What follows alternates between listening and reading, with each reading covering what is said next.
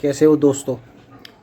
My real talk show में आपका स्वागत है दोस्तों। अब जो काम ईरान करने जा रहा है मैं आपको बता देता हूँ आज ही।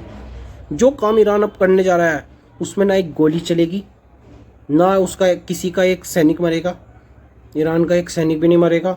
और दोस्तों ये बहुत बड़ा काम है, ये बहुत बड़ी साजिश है, ये बहुत बड़ी इंटेलिजेंस है, जो क्या कहते हैं कि एक तरीके का बहुत बड़ा गेम प्लान है ईरान का। अगर इसमें अमेरिका फंस गया तो आज के बाद आप देखना इजराइल कभी ज़िंदगी में सर नहीं उठा पाएगा। दोस्तों मैं आपको बताना चाहता हूँ, अभी थोड़े से ही दिन पहले कड़ियाँ देखी दोस्तों कहाँ से कैसे जुड़ती है दोस्तों।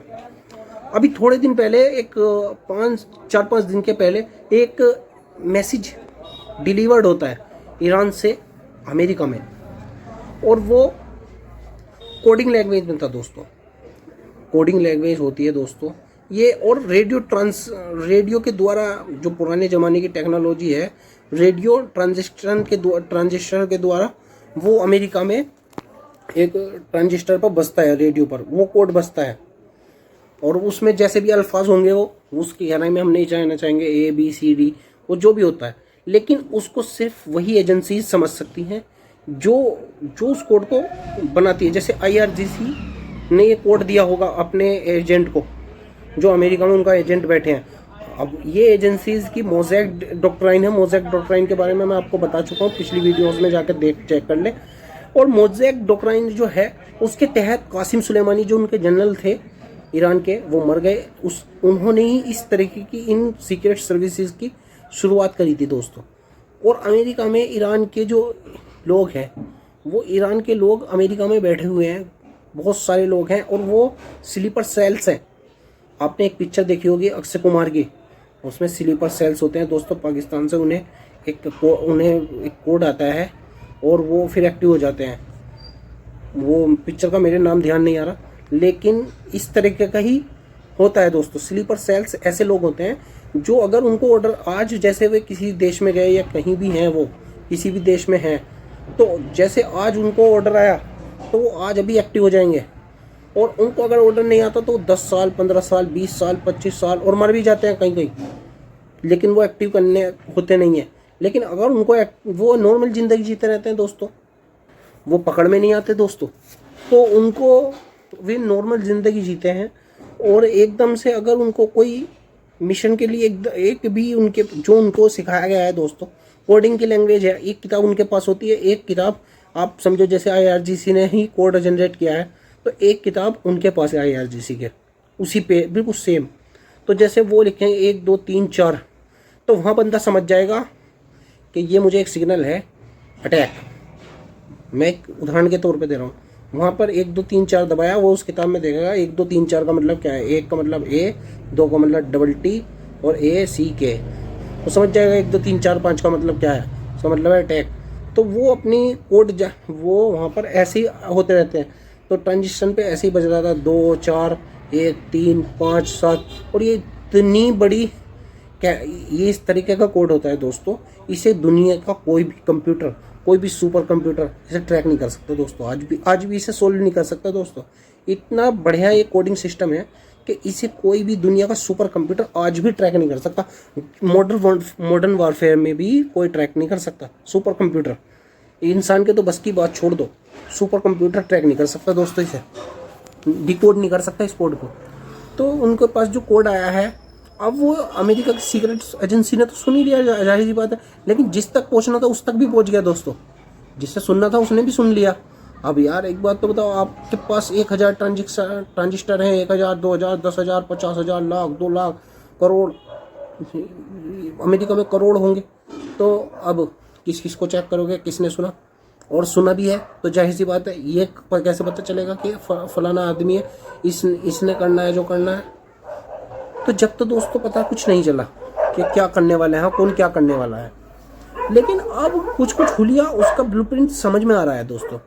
अभी क्या हुआ दोस्तों, ये कल परसों की बात है, अमेरिका में मुजाहिरे शुरू हो गए, छोटे मोटे मुजाहिरे शुरू हो गए।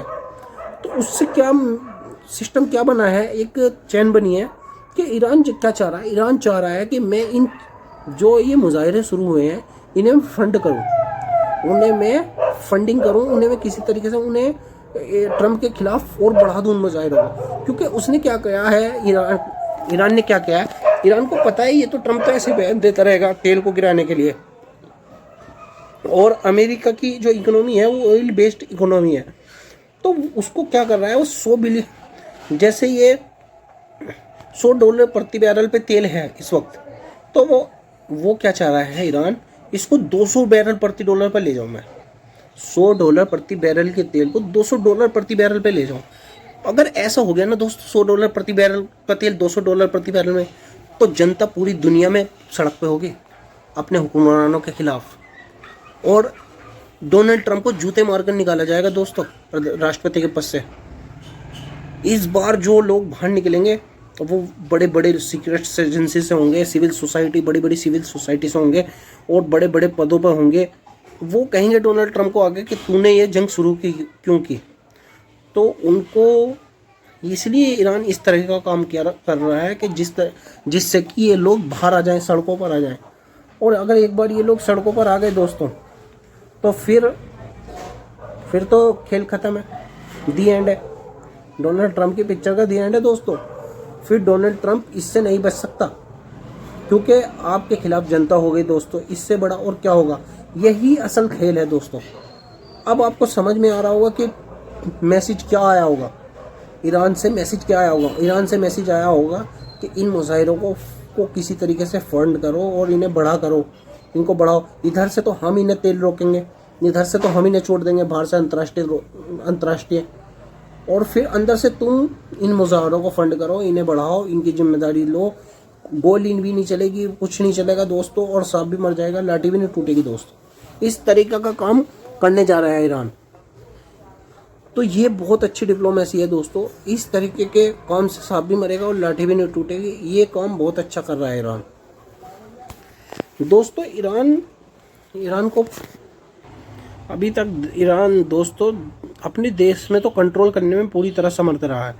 अपने देश में उसने बहुत अच्छा काम किया, करके दिखाया है कि इस वक्त भी जो लोग हैं वो शांति से रह रहे हैं उसके देश में, जहाँ पर बम बारूद अटैक हो रहा है। कोई भी इंसान भाग नहीं रहा दोस्तों, कंट्री को छोड़कर कोई भी इंसान भाग नहीं रहा। जब कंट्री को छोड़कर कोई इंसान नहीं भाग रहा है तो दोस्तों फिर भी हालात मैनेज है, और कोई भी सड़क पर ईरान के खिलाफ नहीं है। जो सड़क पर है वो ईरान के समर्थन में है, अमेरिका के खिलाफ है।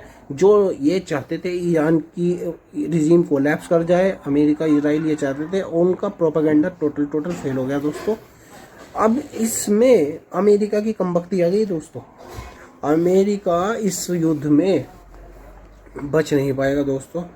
अब आप इसमें देख लो दोस्तों। चलो दोस्तों, अलविदा लेते हैं इस वीडियो में। चैनल को लाइक कीजिएगा, सब्सक्राइब कीजिएगा, शेयर कीजिएगा, बेल आइकन को प्रेस कीजिएगा, और दोस्तों कमेंट बॉक्स में अपनी राय दीजिएगा। अलविदा मेरे दोस्तों।